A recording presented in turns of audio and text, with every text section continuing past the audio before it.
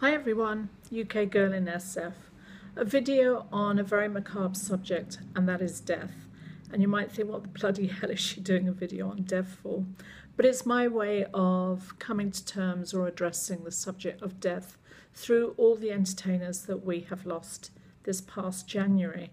Now, a lot of them did die. I am not mentioning all of them by name, but the huge majority of them were very famous. Well, they were all famous actually, but the high profile ones in my opinion were Natalie Cole, Alan Rickman, Glenn Fry, David Bowie and Terry Wogan. And for those of you in America, you might think, who the bloody hell was Terry Wogan?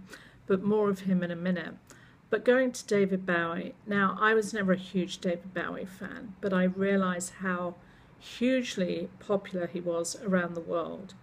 He impacted millions through his lifestyle and his music, and he was very influential. Now, he was a London lad, and anyone that grew up in London, or in England for that matter, that was an entertainer has always interested me. So, of course, I knew of him. Didn't know much about his music. His music did nothing for me. But there was one song in particular that I absolutely adored, and that was Golden Years. And I always used to play that. And of course, when I heard that he had passed, I played that in memory of him. But it was a huge shock. And for someone like me, who, like I say, was not a fan, that's saying something, because I recognize how influential he was. And he was taken by cancer.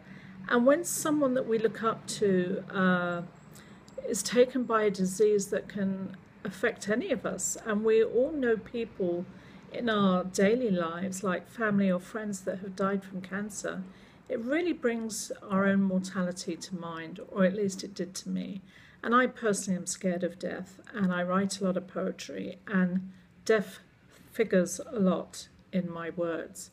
I am in no hurry to meet the man upstairs, as I like to call him.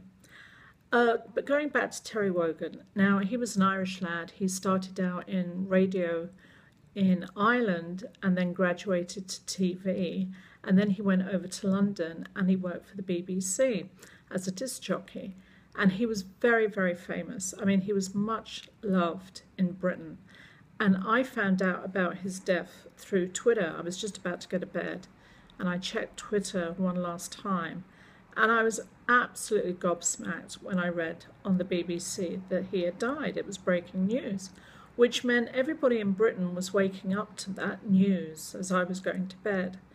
And it was a huge shock for them.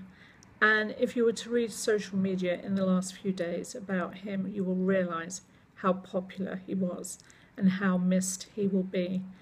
He had a beautiful Irish brogue, very lilting and very warm, and he put you at ease. And he used to like to say that he didn't have an audience of millions in his radio shows. He had an audience of one. And I have said that in a previous video. I like to talk to just one person, and that's you, sitting across from me. And it was gratifying to read that he had said that about his audiences too, or his one audience. Very funny man. He wasn't a comedian by trade, but he was very, very funny.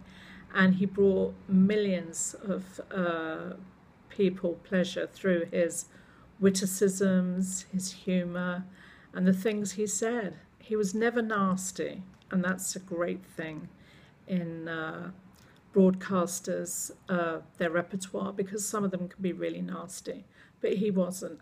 And I think when our people, the entertainers that come into our lives on a daily or weekly basis start to die, it's very shocking. And we have to embrace life. We have to live it to the fullest, not doing anything stupid as if it's the last day of our life, which it might be, because that can lead to dangerous pursuits, but just in taking time out to enjoy the simple things in life. We all have struggles, we all have problems, but take solace in the fact that there's a sunrise out there, or a sunset, beautiful flowers, a child's laugh, anything, a funny program. These entertainers brought us so much joy through their singing and through their acting. They made us laugh, they made us cry, They made us scream at the camera, whatever, at the TV screen. And for that, we will remember them, and not for the pain they went through at the end. And we have to hope that they didn't suffer much, you know. Apparently Terry Wogan, he only found out very recently that he had cancer, and he didn't linger for very long, which is a blessing.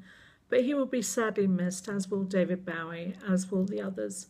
So I think the best way we can honour them in life is to remember the good times and all the pleasure they brought us. So this is UK Girl in SF, sounding out and signing off. And just a reminder, please check out my other videos and also subscribe if you wish. Take care.